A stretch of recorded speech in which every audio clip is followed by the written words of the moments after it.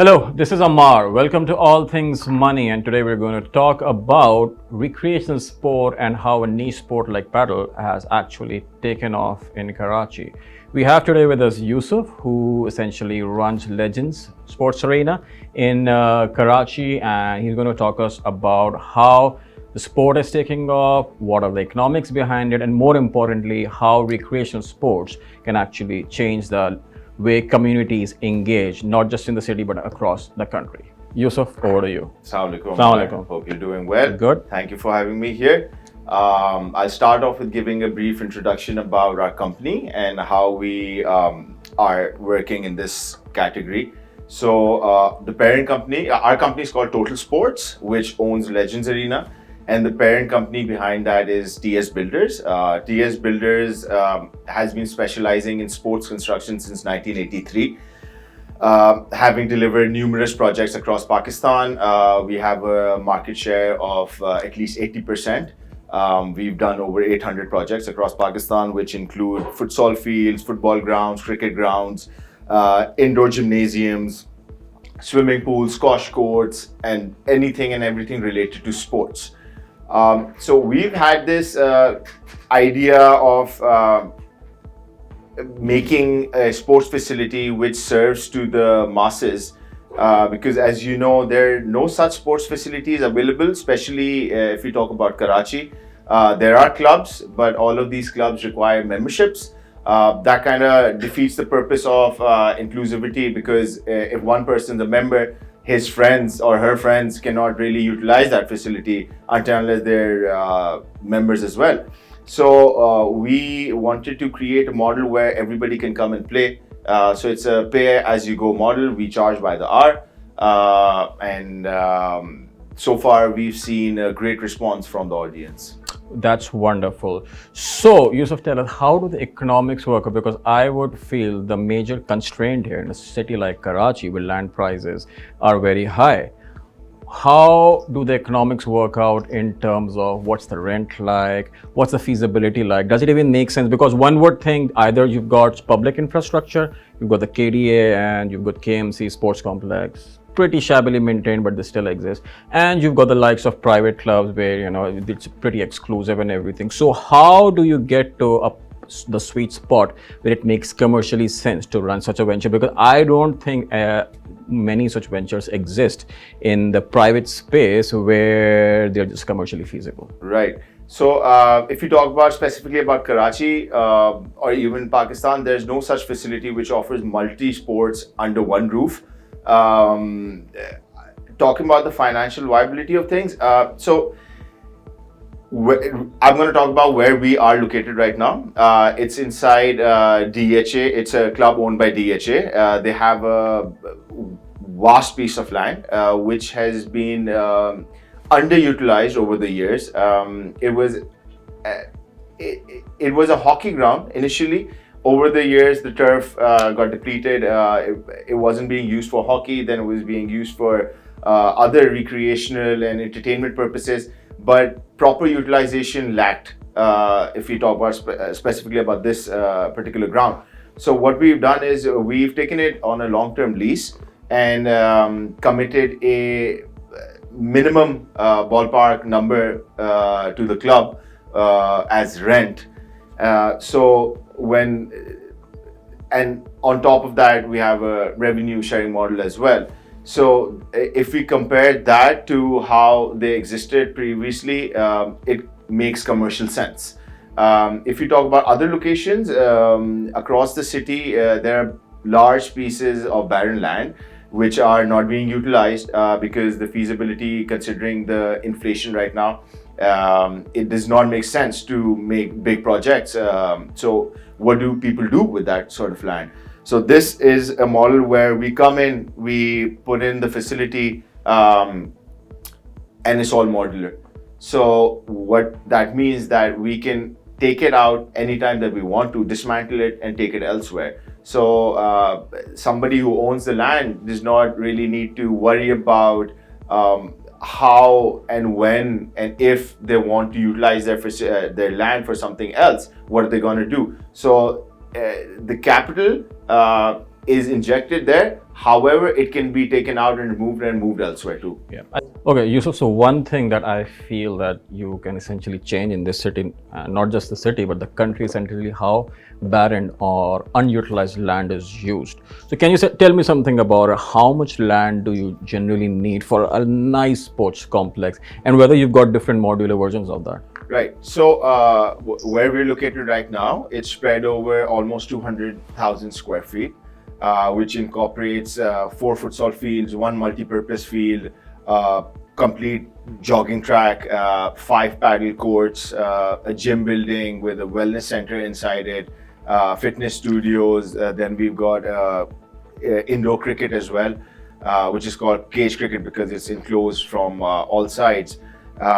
So this particular facility is almost at 200,000 square feet, but it's not necessary that we open such a facility everywhere.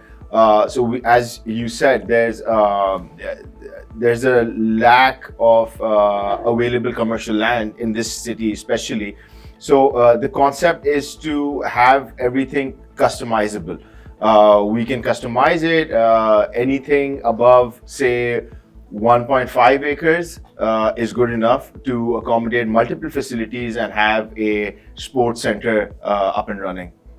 So have you considered public-private partnership? So you will have, I think DH is some kind of a public-private partnership. It is. But let's say with the KMC or in Lahore with the LDA, they've got a lot of sports complexes, but they're badly maintained. Yes. Revitalizing those parcels of land, essentially creating a community space there. So there are a couple of aspects when we talk about public-private partnership. If you talk about specifically about Sindh, the amenity plots that are available here, which are used for parks, etc.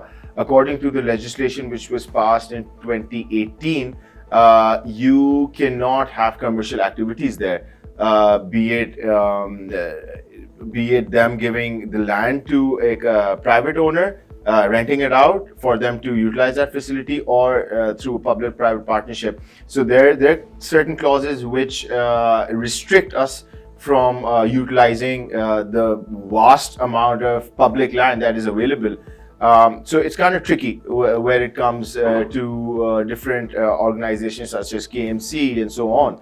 But we're in talks with the provincial government. They're quite keen on making such facilities across the city. They're trying to figure out ways on how we can go about it without pursuing a legal battle that would unfold if we went on and created a facility. So the type and the quality of the facility that we have to offer and that we have in place at Legends is as per international standards. All our turfs are approved by the sports governing bodies such as FIFA, the International Tennis Federation, and so on. So that obviously that means that it's capital incentive. So for us to go into a KMC park, establish a facility, we need clarity upon whether we can do this or not, because we don't want to be in a situation where we invest all that money and then it goes to waste because of legal battles. So we're in talks with the local bodies to figure out a way. Aside from that, there are a lot of private spaces available in the city across Pakistan over which people want to do something, have a commercial project. However, the feasibility of, for example, making a high-rise tower does not make sense nowadays. So all of those people who own those pieces of land are kind of confused on what to do right now, and many of them have been reaching out to us to somehow figure out a way and see and make a feasibility on creating a sports facility on such lands for at least a couple of say 5-6 years, because like I said, it's all modular. We can take it out whenever we want to. So that is that creates attraction towards these people, because they know that even after 5 years they can take it out and make a project if need be. So I think that's the right segue into my next question. So essentially what you're doing is you are just creating completely new industry of sports facility management. Correct. So you get right now most sports infrastructure essentially it's either public or it's a quasi-public with clubs and everything. But you're essentially creating a private sports facility management model. Do you think this is scalable? I would say there are like two aspects to it. One is a real estate aspect, and the other is just facilities management. Where do you think Legends would be in the next 5 years or 10 years? So Total Sports was established as a sports facility construction and management company. We have two models in place. One is where we put in the capital, we run the facility. Number two is where we come on as partners, the operating partners. Like I said, people have land. They don't have expertise in sports management. So we have a model in place. You could call it a franchise model, where we come in, make the facility, do the sales, do the marketing, take care of the operations, and the investor is a sleeping partner, and we take care of everything else. So right now we're just talking more on the supply side and how capital intensive it can be. What about the pricing? How does the pricing of the facility looks like from a consumer perspective, and whether there is room for expansion into different SEC segments, into different classes? Right. So of course, to answer your second question first, there is a huge room for expansion because our city especially lacks in sports facilities. We've all grown up playing cricket on the streets, cycling on the streets, and so on. Some of us who were fortunate enough to get club membership, they've utilized the clubs. However, there are no facilities which are available to the masses. I mean, the price point can differentiate depending on the locality that we're based upon. It's all about demand and supply. So even if the price is low, the supply is so much, the demand is there that it doesn't really matter where the price point is. So we can work around the price points, and I mean, in terms of scalability, like I said earlier, that we are looking into expanding into different locations across Karachi and different locations in Pakistan as well. So one thing that comes to me in Karachi is ridiculously hot, and whatever sports activity happens, mostly happens after sundown. So I would say you will have maybe like 6 to 8 hours of commercial activity or sports activity that happens. That's like essentially a peak time, maybe after like 7 p.m. Yeah. This looks like a very energy intensive model. Yeah. What do you do to essentially reduce your energy and power costs? So wherever we go, we install solar. We have a sustainability factor in place where we take care of our carbon emissions. We subsidize our electricity costs by installing solar. That being said, our facility is utilized in 3 different aspects. The morning hours are the early morning hours, say from 6 a.m. till 10 a.m. are utilized by different people who want to play in the morning.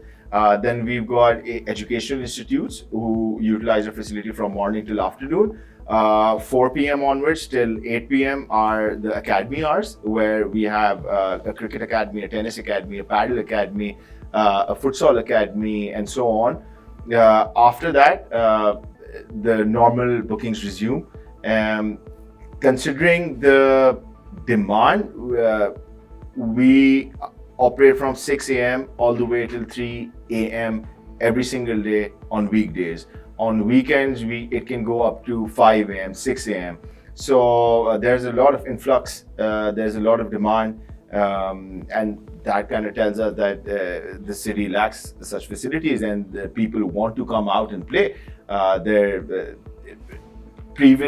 Before this, the only source of entertainment was to go out, eat food, or go to the cinema, or hit the mall, but everyone's kind of over all of that. People are interested in physical activities. People want to enjoy themselves. There are multiple teams scattered around the city who want to play at a facility which is as per international standards, where they don't get injured, they feel secure. There are a lot of women out there who want to play sports. And since we've launched this facility, the percentage of male to female is excellent. So it's 60-40. There are a lot of females who want to come in, utilize. They play volleyball, they play throw ball, they even play cricket. And Padel is, I mean, liked by men and women both. So there's a demand from males and females, and I feel that if we open such facilities across the city, the demand will be there because, you know, like I said, there's a huge lack of such facilities across the city. So yeah, that's great. So in terms of community experience, how does that work out? I believe you'll have a lot of recurring members, or you get a lot of recurring people coming in. How does the community engagement aspect of it all works out? So we see amazing footfall in our academies. Our academies are headed by qualified trainers and coaches. So for example, our cricket academy is headed by Shahid Afridi and his team of qualified coaches. Then we have our football academy, which is run by Mr. Adil Rizki, who also owns Karachi City Football Club. Adil Rizki is the head coach of the women's national team. So he brings that experience. He's a UEFA A licensed coach, so it's as best as it gets. We've got the women team coming in. They practice at our facility free of cost. Then we've got Shamsi Tennis on board as well, who's again a qualified coach for our tennis and paddle operations. So there is a lot of demand from parents for their children who want their children to go out. Not everybody is a member of a club where they can take their children, but over here it creates that avenue for lots of children to come in, socialize, and even the parents do socialize at the same time while the child is in the academy. I think this is better than a club. Clubs are boring. I would agree. That's horribly boring. I hate it. So yeah, I think it's one of the very few businesses in the city which can operate at 21, 22 hours and still have consistent demand. Yes. So clearly you're doing something right. Yousuf, how many establishments do you feel, if the right infrastructure or the right support is there, because eventually you will have to work with relevant city governments or the provincial governments, if the right enabling environment is there, how many establishments do you think you guys can open in the next 5 years across the country? We're already working on 5 different locations, not just in Karachi, but in Pakistan overall. Karachi has a capacity to have at least 10 such facilities. There's so many people, there's a lack of facility, there's a lack of good facilities. So yeah, at least 10 such facilities across Karachi would do well. Yeah, and I would say another 20 across the country. For sure, or maybe more. Maybe more, right? Maybe more. All right. So have you considered raising capital, or maybe that's at a later stage, maybe tapping the public markets for that? Our dream would be to get listed. That's in the works. We have a full strategy behind it. We're working towards our goal.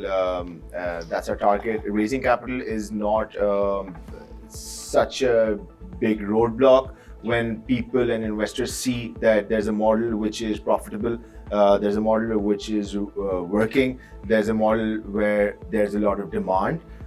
So, I mean, it's no rocket science. Anybody with money wants to put in the money over here because essentially people have been investing in a couple of sectors. That's it.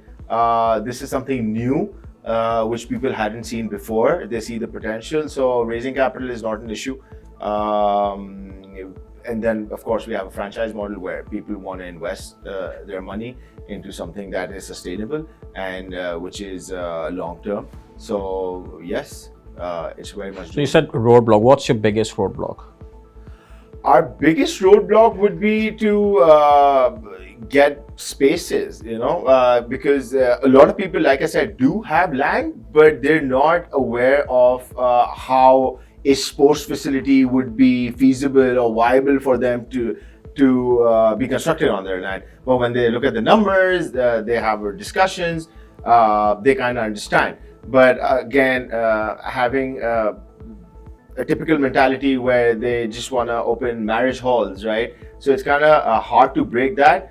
However, it's not that big a roadblock, but I think that's the only roadblock that we land, see. Right? Land will always be the biggest roadblock. Yeah. I just feel there's enough land. Once, like marriage halls, someone demonstrated marriage halls work, then you like tons of them, and For sure. That thing happens. So I just feel because you're doing mashallah so well, there will be competition. So do you see any competition coming up? So there is competition coming up. People tend to replicate a successful business model. I guess that's done everywhere in the world. There are other facilities coming up, but we're not really concerned about that because we know there's a lot of demand. Each different area can have a facility of its own, and competition is always good. It might affect my business. However, I don't feel that it would in such a big way. But the community will have avenues to go for sports, go for recreation. So I think that's a positive sign. Yeah, I mean, in the business of sports, competition is critical. You can't really have sports without competition, Yeah, right? for So sure. I'm so glad that you're actually, appreciative of competition rather than being scared, because like rest of our sectors where everyone just wants protection from one thing or another. Yeah, no So need for that. yeah. So Yusuf, so how do you feel this industry evolving? Like in the sense, do you think that maybe you can just work with more public establishments, universities, schools? Because I just see a lot of schools, a lot of universities at these places just having a lot of barren land. They would want to do something, but the sheer effort of developing that infrastructure and has so much cost, it just gets relegated. So do you think you would be operating in that area as well, where you're just essentially managing private facilities rather than just something that's commercial and open to the public?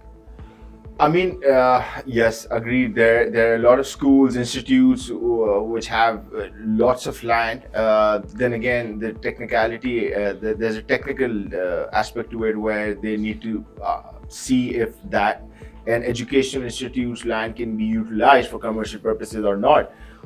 If you go to the UAE, there are multiple schools, colleges spread across UAE which have sports facilities, and after school hours, those sports facilities are utilized commercially. So I don't think there's any harm. It'll create an income stream for the institute as well. Plus, after say 4 p.m., that space is shut till the next morning, so it's not being utilized. So that is something that education institutes should look into for sure. I mean, there are schools there who have like random farmer markets on their premises. Yeah, this is still better. absolutely. This is still better than that. Yeah. So yeah. So what are your most popular sports, do you feel? I mean, you would have like a pulse on the market that this sport's taking off. This sports is doing a little bit here and there. Because again, it's got a commercial space, you got finite space. You're like, you know what? No one's using my hockey field right now. Yeah. Why don't you just replace my hockey field with 2 paddle courts? Yeah. How does that calculation work out? Okay, so since you were born, since I was born, there were sports such as cricket, hockey, football, squash, throw ball, kabaddi, etc., badminton, which were already known, established. Yeah. Since like forever, I haven't ever seen a sport being introduced anywhere. So we were the pioneers of introducing paddle tennis to Pakistan. It's the only sport which has been introduced for the first time, and since our launch, it has seen phenomenal growth. Our facility, we opened Legends with 2 paddle courts, with the provision of 1 more court, so we made 3 courts. Now we have 5. And we're looking into expanding into different locations with just paddle arenas. Paddle, as you might know, is the fastest growing sport in the world as of now. Financial Times did an article on that, and it's supposed to become the second most popular sport by the year 2027, I believe, after football. It's why paddle is interesting. Why there's so much rush on paddle is because it creates inclusivity. Mixed doubles game, then there's the men's game, females game only, kids play it. It's a lot of fun. It's in an enclosed environment. I mean, so paddle is a hybrid between squash and tennis. Yeah. It's fast. It's good cardio. It's fun. So we've seen it pick up really fast. So that being number one sport as compared to cricket as well. So of course, cricket is in our blood. Everybody loves cricket. So there's a huge demand for cricket as well. And then of course, futsal, there's a huge community of football players, teams. Recently we had a tournament, we had 4 tournaments during Ramzan, one of which was for football, in which we saw 32 teams across Pakistan participate with over 350 players. Teams flew in from Islamabad, from Lahore, to participate in the tournament. In fact, a team from Islamabad, Team 18, won our championship. So that was great. We had our quarters and our semis and our finals late in the night, 2 a.m. onwards, and we had a crowd of 500 people sitting and watching the match. We had a lot of people watching the live stream. So there's a lot of interest, and if you provide them with the right facility, people will come and utilize it. Then of course with cricket, like I said, it's in our blood. There's a lot of demand about that as well. And then for our Padel Open, we had players flying from Norway to participate in the Padel Open, and then there were players from UAE who were interested and who came to Karachi, to Legends Arena, to participate in the tournament, which was phenomenal. We're in our 10th month since our launch, and the interest that we've seen from not just from the people within the city, but from people from all the way from Norway, it just makes us feel very special. So you've been in 10 months, right, operations. What are the peaks and the troughs where you like massive demand? I believe Ramzan would be like packed. And then you'll see summers, maybe the upcoming summer that will be insane as well. You got holidays and everything, maybe December, January. True. So when do you get time to essentially do your maintenance? Like I said, we are a sports construction company. So we have an in-house team of architects all the way to the people who look after our maintenance. So we have an in-house team for maintenance. We do it regularly. We have the machines, etc. for it. We have the expertise. So maintenance is not a big deal for us, since we do this for a living. So we do that on a regular basis. We don't shut down. We are open 365 days a year. In fact, we were even open on the first day of Eid, and there were people coming in to play. It goes hand in hand. It's a ongoing thing when we talk about maintenance. Yousuf, are there any other international companies that are operating a similar business in different areas, in sports management specifically? So there are multiple companies across the world where they make facilities, run it, and work on the same model as we are working on. In Pakistan, there's no other facility besides, there's no other organization or company besides us who does this. But globally, it's, there are chains of... pretty standardized model. Yeah, it's a pretty standardized model. There are chains of gyms. Like chains of gyms. You've got like chains of so it's essentially sports facilities. It's a standardized model everywhere else. Yeah, not really into sport, but I was in one of the cities in North America a few weeks back, and there's a big demand for badminton. Like, why is anyone playing badminton? But the badminton court was like booked for a full month.